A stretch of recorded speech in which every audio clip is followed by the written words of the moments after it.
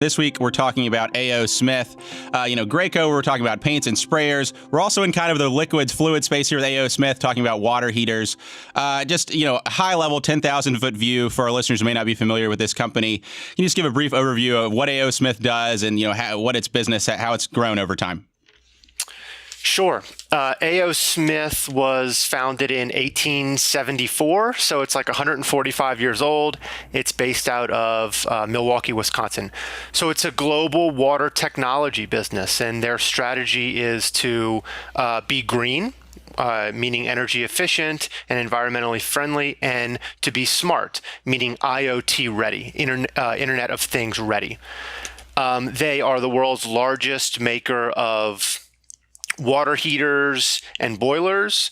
They also have a global water treatment business, and then a small air purification business in China. Right. And so that traditional part of the business has been in the water heaters. They've recently moved into the area of water treatment. They've seen some growth opportunities there. And the company is more 2/3 of the business is in North America, and a third of that is overseas. I want to talk first about kind of the North American part of the business. When you look at the market share they have and the concentration of this market for water heaters, it really has a lot of characteristics that we like to see. So if you look at the residential water heater market in the U.S., A.O. Smith has 40% of that market, and the top three players have over 90%. So you really see a concentration of that market. And we were talking about before the show how this creates opportunities for businesses to raise prices over time and really just steadily grow. Can you talk a little bit about how A.O. Smith has played in that market over time and the opportunities it has there as a business? Sure. Yeah, great question. So as you said, A.O. Smith operates in an oligopoly in North America. So it's the largest market share. It has the largest market share in commercial water heaters, they have about 50% market share. And then in residential water heaters, they have 40% market share, roughly speaking. Rheem and Bradford White are the other two players that have significant market share. Water heaters are an interesting business because they last 14 or 15 years, and they are a non-discretionary item, meaning that when a water heater breaks, people replace it almost immediately. And so on the residential side, that takes the shape of emergency replacement. So basically, if you own a home, when your water heater breaks, you get it replaced as soon as you possibly can, and you want a good water heater, and you're getting it replaced really regardless of economic conditions, because water heater is so important to household hygiene and comfort. On the commercial side of things, where they have 50% market share, this really takes the form of proactive replacement. So if you're a hospital or a restaurant or a school or an apartment building, anything like that, you're really trying to replace these water heaters proactively before something breaks, because if it breaks while you have customers or patients in the building, that's a big problem.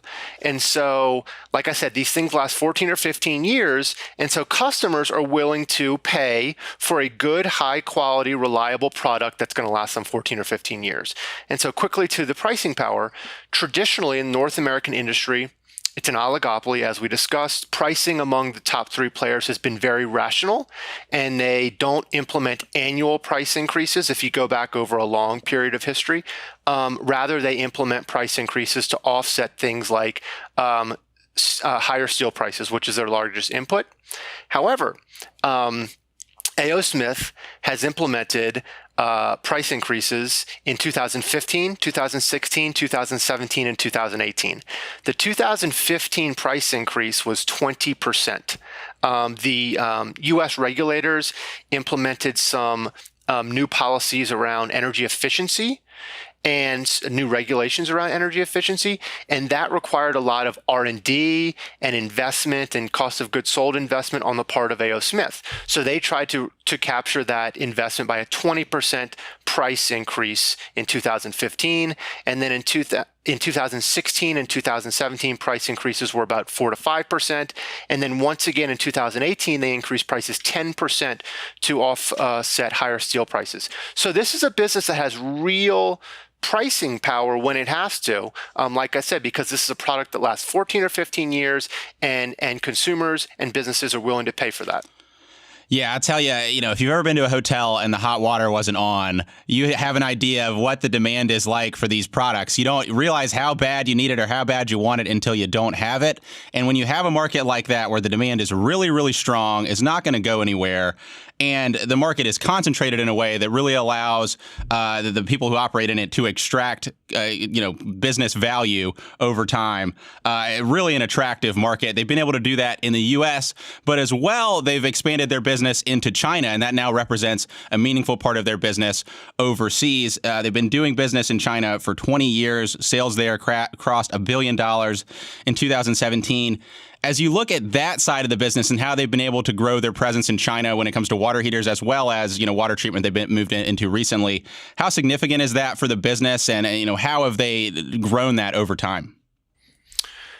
Good question. So, A.O. Smith's exposure to China was one of the things that originally attracted me to the business.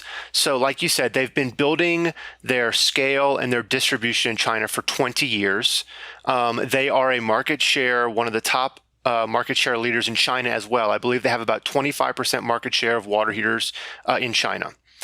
And the thing that I like about the Chinese market is that depending on what source you use, there are roughly 300 million to 400 million middle-class people in China today.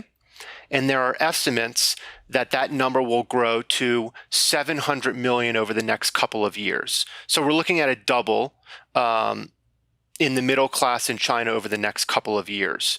Another thing, I recently read a report by Diamond Hill Investment Management, a highly respected research firm. They weren't writing about A.O. Smith, but they were writing about China.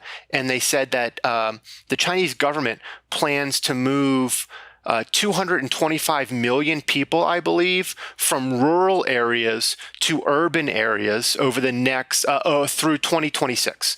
So the Chinese government plans to relocate 225 million people to urban areas by 2026.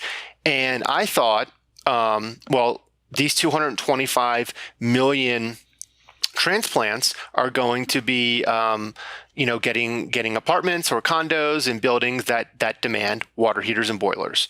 So that was my early investment thesis in China. And then just the fact that not all Western brands translate well into China. A lot of large leading US-based companies have had difficulty growing in China.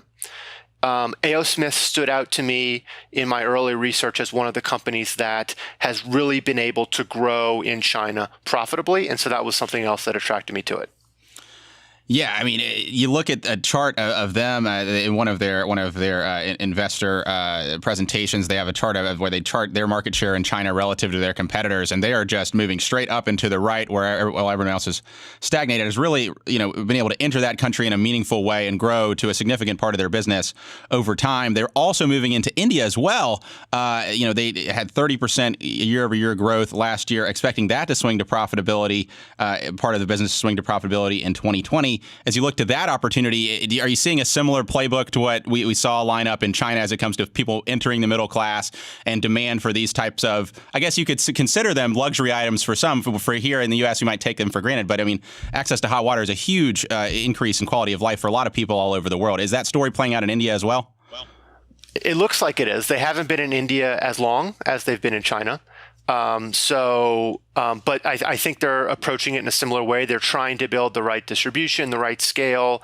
And like you said, they think that their business in India will reach profitability in 2020. So that could give a boost to margins. India has similar growth dynamics to China. It's a fast-growing economy. So I think there's some interesting stuff there as well. At some point in this podcast, we'll probably talk about water treatment and water purification, which I think is an underappreciated part of the A.O. Smith story based on my research thus far. And here's why. As we said, a hot water heater in the U.S. or let's say in a Western country is a non-discretionary purchase. You really need one for hygiene and comfort purposes. I don't think that water purification and water treatment is thought of as a non-discretionary purchase as water heaters are or boilers are. And so I don't think the market appreciates their new ventures into the water treatment side of the business. But in China and India, where pollution, water pollution or air pollution is a much bigger concern, water treatment is considered non-discretionary already by those that can afford it. And so already there, it's a must. If you can afford it, you really need to pay for that clean water. In the U.S., there's been a change of sentiment with regard to health and safety with regard to water. It started with the crisis in Flint, Michigan. And since then, there's been several reports on poor quality of water in the U.S. I'm just going to read you a couple of titles from news media that I pulled out this morning. A Business Insider article from April 30th, 2019 is titled, "California's Contaminated Drinking Water Could Lead to Nearly 15,500 Cancer Cases." A Bloomberg article from November 6, 2018 is titled, "The Cancer-Linked Chemicals in America's Tap Water." On November 27, 2018, CNN produced a video titled "Dirty Water, Danger from the Tap."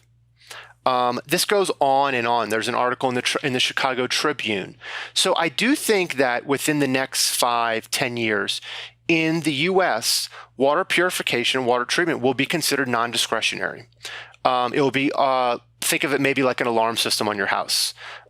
It just gives you that peace of mind. It gives you your family that peace of mind. Also, there's recurring revenue associated with water treatment because of the replacement filters. So there are some good dynamics on the water treatment side as well. Yeah, and they've, as you mentioned, they've only been in that business for about 10 years. They moved in there in 2009 with an acquisition, and it's really 37% cumulative, compound annual growth rate over that period of time. When you see, again, people until Flint, I don't think a lot of people in this country were as cognizant about the importance of water quality and what goes into maintaining that type of infrastructure. And so you see people becoming aware of that and just the growth that the business has had. It definitely is an interesting opportunity moving forward.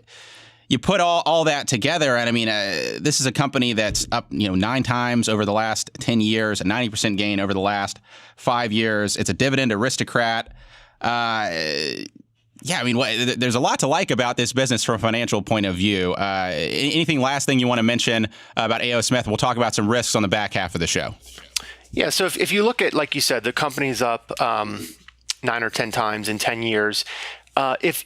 This all goes back to 2010, and maybe I should have mentioned this earlier in the podcast. So in 2010, A.O. Smith went through a business model transformation, a large transformation. It sold off its lower margin electrical motor business, and it acquired Lochinvar, which is the leading boiler brand in the U.S.